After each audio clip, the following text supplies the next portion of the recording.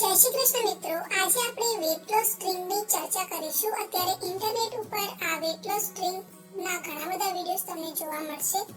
Drink કઈ રીતે બનાવવું એ પણ તમે જોયું હશે, પરંતુ એ વિડીયોઝમાં ફક્ત એના ફાયદા જ જણાવવામાં આવ્યા છે. આ ડ્રિંકથી થતા જે નુકસાન છે એ તમને નથી કહેવામાં આવ્યા. અને જો તમે એના નુકસાન વિશે નથી જાણ્યું તો આજે જ જાણી લેજો અને પછી જ આ ડ્રિંકને પીવાનું ચાલુ કરજો.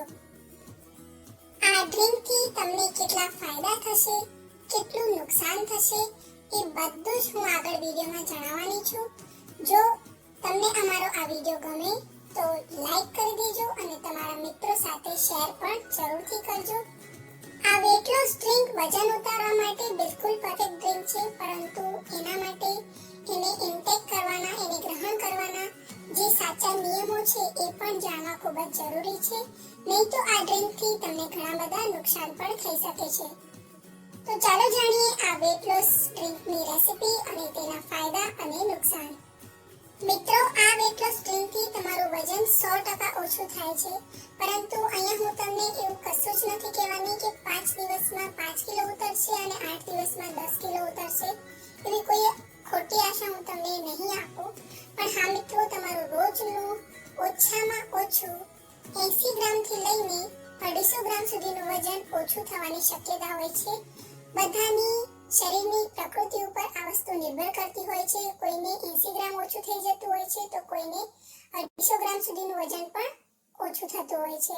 પરંતુ આ ડ્રિંક પીવા સાથે તમારે એના નિયમોનું પણ પાલન કરવાનું છે. તમારે અત્યારે આ ડ્રિંક લેતી વખતે કોઈ પણ પ્રકારનું બેકરી આઇટમ નથી લેવાની, એટલે કે મેદાની કોઈ વસ્તુ તમારે અહીંયા નથી લેવાની.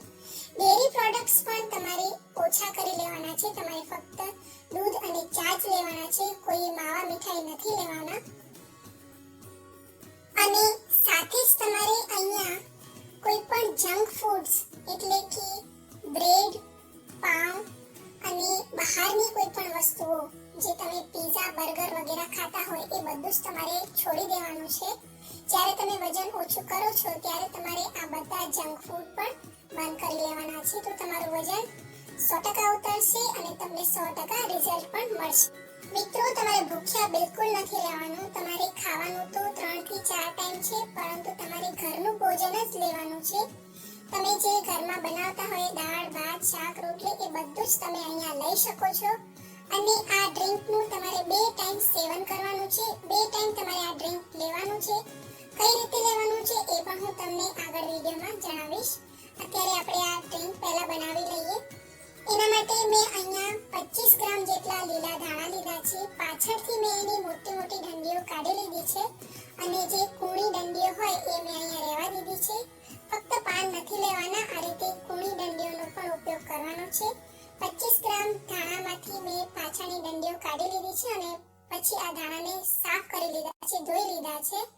તો હવે આપણે મિક્સર જારમાં સૌથી પહેલા આદુ એડ કરીશું. આદુ મેં અહીંયા 1 ઇંચ જેટલું લીધું છે અને એને આપણે પીલ કરી લેવાનું છે, એટલે એની આપણે છાલ ઉતારી લેવાની છે. હવે આપણે એને નાના નાના ટુકડામાં કાપીને એડ કરીશું. આદુથી તમારું જે પાચન તંત્ર છે એ સુધરશે. ચયાપચયની જે ક્રિયા છે એ તમારી મજબૂત થશે અને તમારી ચરબી ઓગળવામાં પણ એ મદદરૂપ થતું હોય છે. અત્યારે મેં અહીંયા મિક્સર જારમાં ધાણા એડ કર્યા છે.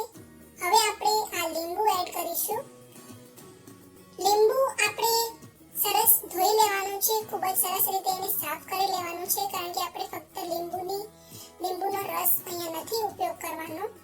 આપણે આ લીંબુમાંથી એના જે બીજ છે એ બધા જ કાઢી લેવાના છે.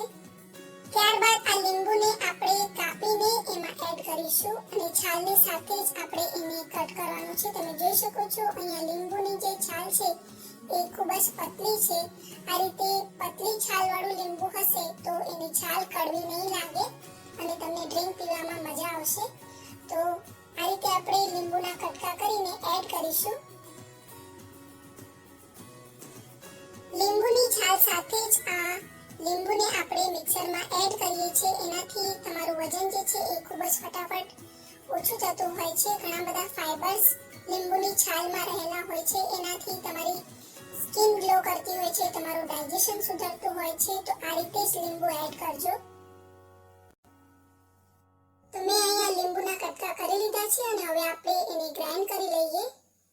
આ રીતે એને ગ્રાઇન્ડ કર્યા પછી એમાં અડધી ચમચી આપણે સંચળ પાવડર એડ કરીશું અને અડધી ચમચી જેટલું આપણે અહીંયા શેકેલા જીરાનો પાવડર એડ કરીશું. આ જીરાથી તમને જો એસિડિટીનો પ્રોબ્લેમ હશે તો એ પણ ધીરે ધીરે કરીને ક્યોર થશે.